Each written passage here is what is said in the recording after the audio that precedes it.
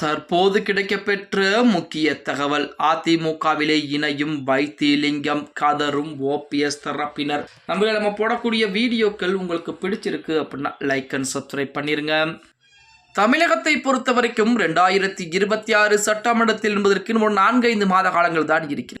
அதன் காரணமாகத்தான் ஒவ்வொரு அரசியல் கட்சிகளுமே மிக தீவிரமான வேலைப்பாடுகள் இறங்கியிருக்கிறார். அதுலேயும் குறிப்பாக அதிமுக, திமுக போன்ற கட்சிகள் எல்லாம் மிகப்பெரிய வேலைப்பாடுகளை பார்க்கிறாங்க. ஆனால் ஓபிஎஸ் தரப்பினர் இன்னும் அதே நிலைமையில் தான் இருந்து கொண்டிருக்கிறார்கள் அப்படின்னே கூட சொல்லலாம். நாளுக்கு நாள் ஓபிஎஸ் உடைய ஆதரவு என்பது ஒவ்வொன்றாக விலகி கொண்டேதான் இருக்கிறது. சமீபத்திலே திமுக இணைந்தார்கள். இப்போ இருக்கக்கூடியது வைத்திலிங்கம் மட்டும்தான். வைத்திலிங்கத்தை பொறுத்த வரைக்கும் நமது ஓபிஎஸ்க்கு மிகப்பெரிய ஆதரவுகளை கொடுத்தனர். திருச்சியிலே முப்பெரும் விழா என சொல்லக்கூடிய ஒரு மாநாட்டை நடத்தி முடித்தவர். அதன் பிறகு வைத்திலிங்கம் ஒதுங்கிக் கொண்டார். அதன் காரணமாக மாநாடு எதுவும் நடத்த முடியாமல் போய்விட்டது.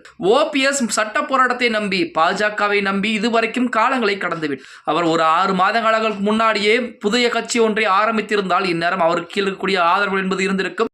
அதே போல இந்த நேரம் அவருக்கு ஆதரவுகளும் அதிகரிக்க தொடங்கி இருக்கும் அப்படின்னே கூட சொல்லலாம். இப்போ வருகின்ற 23ஆம் தேதி மாவட்ட செயலாளர் கூட்டம் என்பது இருக்கிறது. அந்த மாவட்ட செயலாளர் கூட்டத்திலும் என்ன முடிவுகளை எடுத்தாலும் அதை செயல்படுத்த போவது ஓபிஎஸ் கிடையாது அப்படிங்கிற தகவல் நம்ம அனைவருக்கும் தெரியும். அதன் காரணமாக வைத்திலிங்கம் இனிமேல் ஓபிஎஸ் இருந்தால் நமக்கு எந்த விதமான மதிப்பு மரியாதையும் இருக்காது. நாம் ஒரத்தநாடு தொகுதியுடைய சிட்டிங் எம்எல்ஏவாக இருந்து கொண்டிருக்கிறோம்.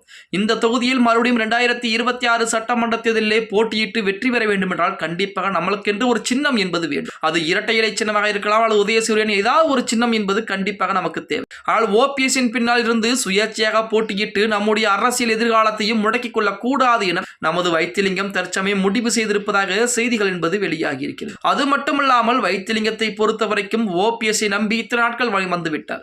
அதாவது வைத்திலிங்கம் வேற, ஓபிஎஸ் வேற என்பது கிடையாது. வைத்திலிங்கம் என்பவர் அவர் செய்யக்கூடிய அனைத்து விஷயங்களையும் ஓபிஎஸ் உடன்பாடு என்பது இருக்கும் அப்படின்னே கூட சொல்லலாம். வைத்திலிங்கம் அதாவது ஓபிஎஸ் என்ன செய்தாலும் வெளியுலகத்துக்கு அவர் பெயர் தெரிந்தாலும் உள்ளே வைத்திலிங்கம் செய்யக்கூடிய வேலையாகத்தான் அந்த வேலை என்பது இருந்து கொண்டது. அப்படித்தான் ஓபிஎஸ்க்கு மிகப்பெரிய ஆதரவுகளையும் கொடுத்து கொண்டுதான் வைத்திலிங்கம். இப்படிப்பட்ட ஒரு சூழலில் அவரின் மீது அமலாக்கத்துறை வழக்குகள் என்பது இருக்கிறது. அதன் காரணமாக தமிழக வெற்றி கழகத்திற்கோ திமுகவிலோ இணைந்தால் அந்த வழக்குகள் என்பது மிகப்பெரிய அளவிலே சூடுபிடிக்க ஆரம்பித்து விடும் அப்படின்னே கூட சொல்லலாம்.